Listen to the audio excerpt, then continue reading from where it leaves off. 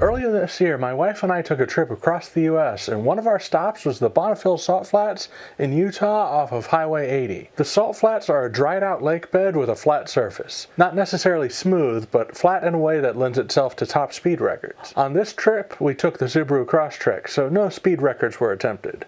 Upon getting to the rest stop, we drove off towards the horizon for a while, far from other people, and came across a big mound of salt, dirt, stuff. We used that mound to take some photos, and then I decided now was as good a time as ever to do some all-wheel drive donuts. There were some marks where people had already done some, and with less than 50 horsepower per drive wheel going to basic all-season tires, I wasn't going to damage the salt layer, and I have since heard that you aren't supposed to do stuff like this when the salt is wet, and the salt lake was definitely dry that day.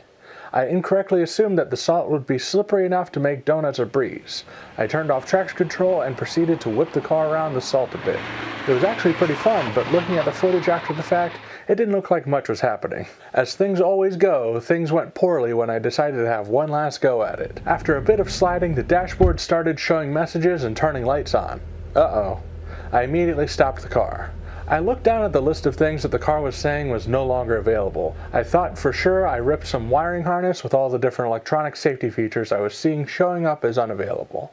I opened the door and immediately smelled burning rubber. Dang, did I snap a belt somehow, and did that break the wires to all these safety features? I popped the hood, but I wasn't able to find anything out of place. In fact, there wasn't even a strong burning rubber smell, and the belt was fine. With nothing obviously damaged, I gingerly drove the car back to the highway pull-off and continued my inspection. Since the burned rubber smell didn't stick around, I realized that it had been coming from the tires. While the salt flats aren't the same as a paved road, they are far more solid than dirt. Still, I couldn't find the source of the problem, so we took a few more minutes to enjoy the sights and got back on the road. While a lot of the safety features were low priorities, I definitely didn't need lane keep assist. I definitely wished I still had cruise control.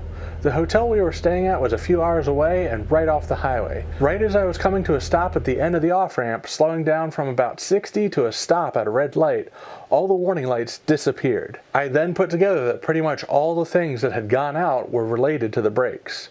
Lane keep assist uses the brakes to nudge the car one way or the other. Rear auto braking obviously uses the brakes.